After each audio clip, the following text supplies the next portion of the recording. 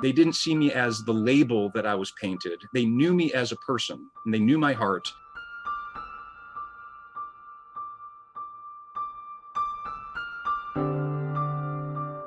My name is Andy. I'm here with Lives on the Registry, and this is an edition of Registry Talk. I'm here with Chris H. How you doing, Chris? Hey, doing well. Thanks for having me. Of course. So I just wanted to talk to you a little bit about yourself. We've had a few conversations actually about this fascinating line of work you do. I've described it as American Pickers almost, but being online. Can you tell us a little bit about what you do for work these days? Oh gosh. Well, I am a full-time eBay reseller. Been at it now for about a year. I've been on eBay since like 2000, so about 20 years that I've actually been on the platform, but mostly just as a random buyer. Occasionally I would sell something, but about 3 or 4 years ago, I decided to start selling some of my brother's toys. My mom was cleaning out her attic space and found a lot of things that belonged to my brother. We asked him if he wanted them, and he said, no, I don't really care about that stuff anymore. And so I thought, well, I'm sort of in need of some extra money right now.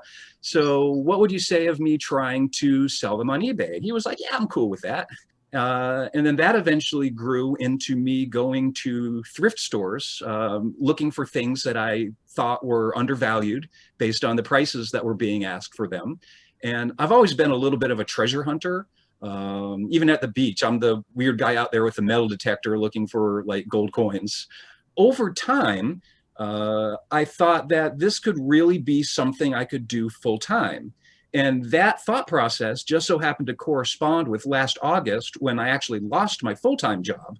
I was doing some delivery work, and the company that I was working for decided to move out of state.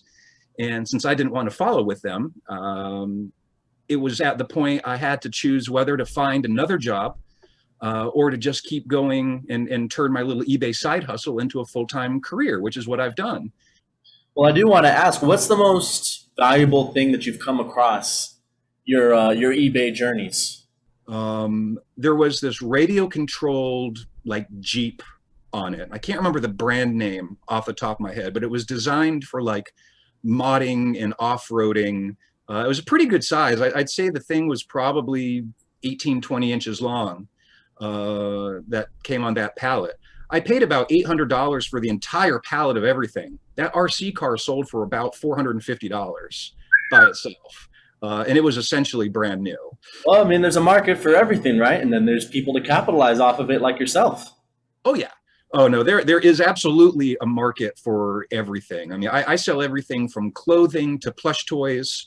I have my friend, the three-toed sloth behind me. He's available. I love the finding stuff. I love the selling stuff. I love the shipping stuff. I love getting the money for it. I hate taking pictures and I hate making the listings.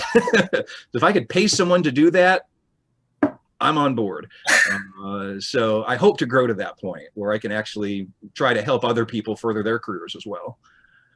Well, I think that's a good segue into what I wanted to ask you about, just about being on the registry. I know you've mentioned that, even me personally, in my own, side of the world, I've gotten, I've heard reports of people doing spoof calls pretending to be law enforcement. Can you elaborate a little bit on that?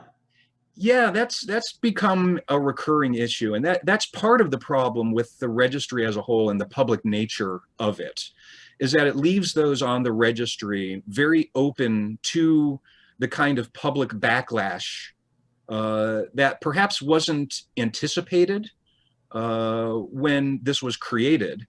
I think the people that came up with the idea of a registry had good intentions, but I think what it's morphed into has gone above and beyond what those original intentions were to be something that's not only potentially counterproductive, but also dangerous.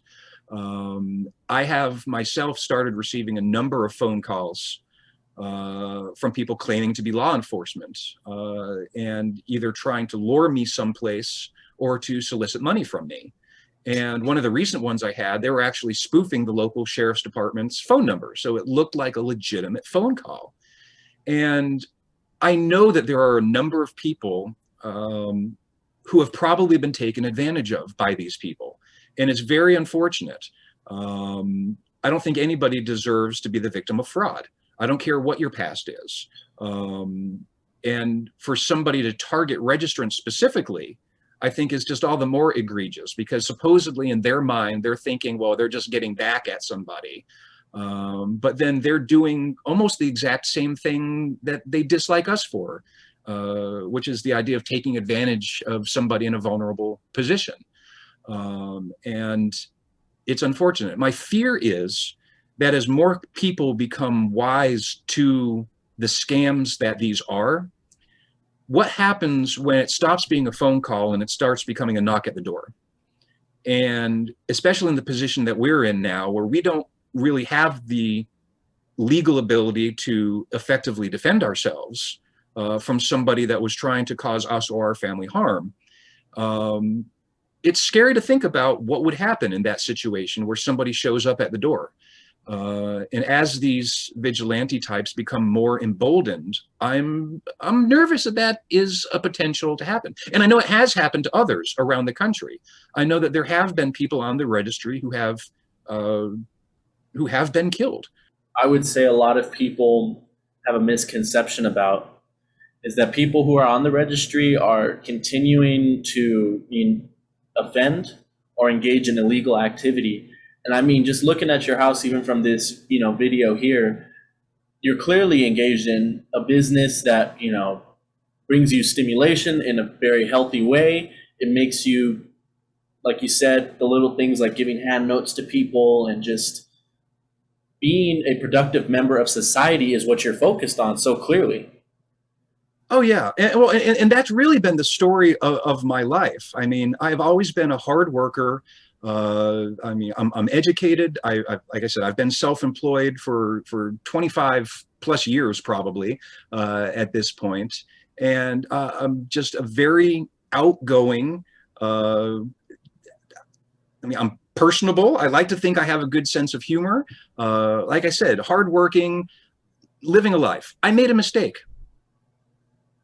I don't think there's anybody in the history of the world that has ever gone through life without making a mistake. And I don't mean to underplay it. What I did was wrong, but it's something that's not a recurring pattern. And it's something that being caught was a slap in the face wake-up call, let me tell you, boy. And it's something that I served my time for, rightfully so. It was right that I was put in prison for a year. It's not a situation that I want to put myself through again. And that part of my life is done. It's over. And I'm moving forward. And I'm trying to rebuild and pick up those pieces that I left behind. My closer friends have all been very, very good. It was unfortunate when I was off of probation and was able to get back on Facebook after all of these things transpired. It was a pleasant surprise that a lot of people reached out to me and at least wanted to hear my side of the story. They didn't want to immediately condemn me. They wanted to know, well, what was your thoughts about all this? What was really going on? We've read these media stories, but they kind of paint you in a way that we don't know. And we've worked with you for a decade. So come on, tell us what really happened. And I think once they heard the whole story, there was still disappointment. And again, rightfully so. But there was acceptance and understanding because they knew me as a person. They didn't see me as the label that I was painted. They knew me as a person, and they knew my heart. They knew that I accepted responsibility for what I did, and they were willing to move on with certain cautions, obviously, but it was a remarkable experience. And then, unfortunately, Facebook, as is their policy, once they discovered my registration status, I tried to log in one day and found that the account had disappeared. And that was 12 years of my life. That was 12 years of all of my friends and family, contacts, acquaintances, business people. I had probably 1,000 folks on there and 12 years of memories that was just gone with a snap. Well, it seems like you've created quite the life for yourself regardless. It does my heart good to see other people who are in similar situations doing well and basically making lemonade. And it's inspiring to see, really. Yeah, it's and I would give the same encouragement to anybody that's out there that's in a similar situation. If you're finding it hard to find a job, being in business for yourself, you'll pass the job interview. You'll get the job. The question is just finding something that you're good at and something you're passionate about that you can make some money at, whether it's doing eBay like I am, whether it's starting a lawn care service, or, I mean, who knows what. I mean, there's so many different talents that people have, and there's a way to get paid for it. Just got to be a little creative, got to be a go-getter. I can say fully that it's been such a pleasure speaking with you about this, and I think all of us can learn from your grit and your willingness to take your bootstraps up and just move on. No, well, nice meeting you as well, and I appreciate the opportunity.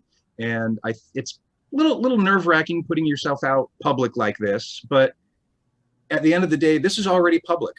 And so I would much rather have the chance to address the community and let people meet me and not just see a label that they read in a newspaper article. Get to know me. I'm not a monster. I'm not hiding in the bushes. I'm not driving around in a white van, though sometimes I do when I'm picking up pallets. That's a whole other story. Maybe we should cut that part. Yeah, it's a chance to put, I think, a positive spin on this. We're your neighbors, we're your friends, we're your family. Let's move on and create positive lives with each other. Absolutely. Thank you so much, Chris. Thanks a lot, Andy. Appreciate it. This is Brenda Jones, Executive Director of NARSOL. Thanks for watching. If you want to see more, check out our other Lives on the Registry videos. If you want to know more, visit narsol.org and check out the Resources tab.